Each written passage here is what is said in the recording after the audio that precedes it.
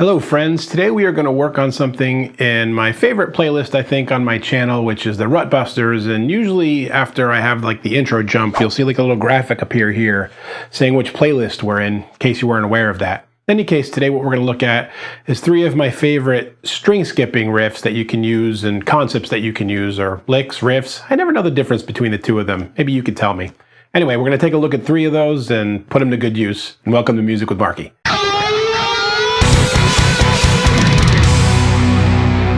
All right, jumping right in with this first one. This is kind of like a fusion backing track that I made. It's got that real disjunct kind of bass part going on. And because of that, I wanted to do something a little bit weird and cool. One of my favorite tricks where you play something in 4/4, but you use an odd grouping of notes like 7 or 5 or something like that over the 4. And it's not quintuplets like I've done before. I'm still playing 16th or 8th notes here, but well, it's an odd grouping, and you'll see. I'll play the riff here first with the music, and then we'll come back and talk about it.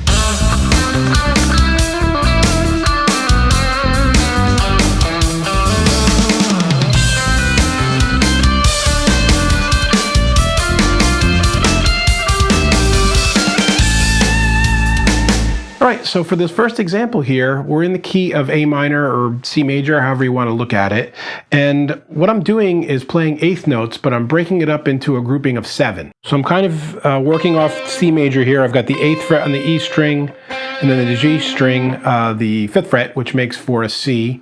And by the way, I'm going to run tabs for this. I don't want to run them on the screen because it takes up a lot of screen space here. So I'll put them in the description below. There will be links to each one of the 3 examples.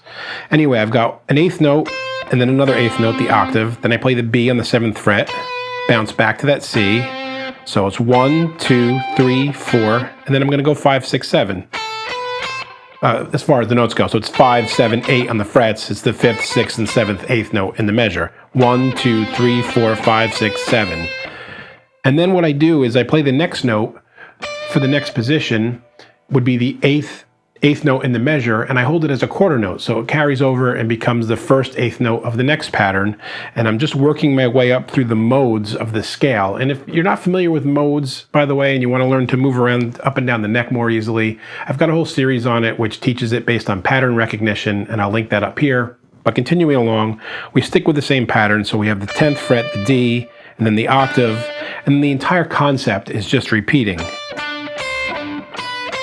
Again, 7 notes. Now I jump up to the next, the E, and you would think I would go to the octave of the E here, but it was a little uncomfortable to make that stretch, and I actually didn't like the way it sounded, so I went from C, as far as the low pedal, C, D to F. So now it's 12, 10, and the 10th fret here, 8, and then the last one in the pattern, 13, to the G, and then I finish it out, so I end up on the whole note of the A as the last measure. The whole thing together now.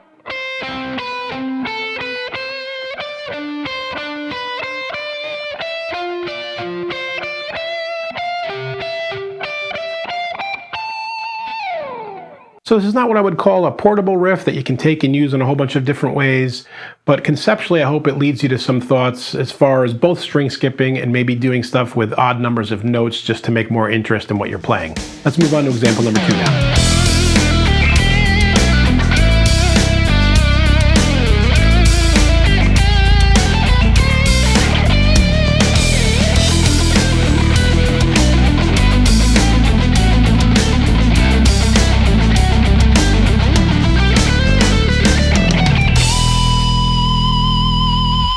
Okay, for this next one, we jumped into more of a metal rock kind of thing, and it's more of a shredder kind of pattern. It's very mathematical, and I'm playing 16th notes now in the key of E minor.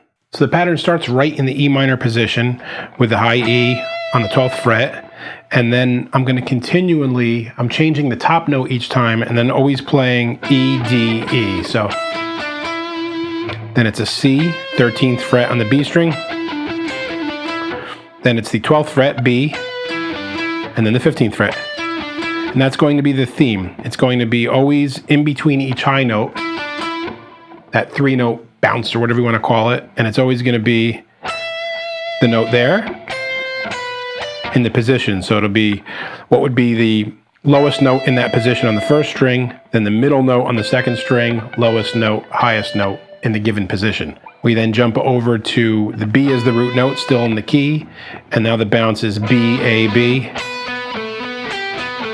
So again, 7, 9, 7, 9, 8 on the B string, 7, 10. So they're the same logical pattern in two different places.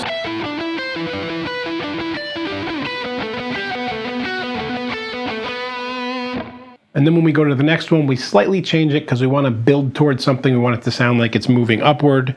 And so instead of going from the first position to the middle, first, third, it's going to be first, first, second, third. So it's building up. So now we have an A, and then we have the 7th fret, A, G, A, then the E, 5th fret, 7th fret, F sharp, and then 8th fret. That way it sounds like it's working its way up towards something. So this kind of thing can be more portable. You can find a couple places where you can play skips. You can skip to the G string instead. Something like that, you can take this and do different permutations of it, and it works really well in a rock metal kind of lead setting. Let's look at example number 3 now.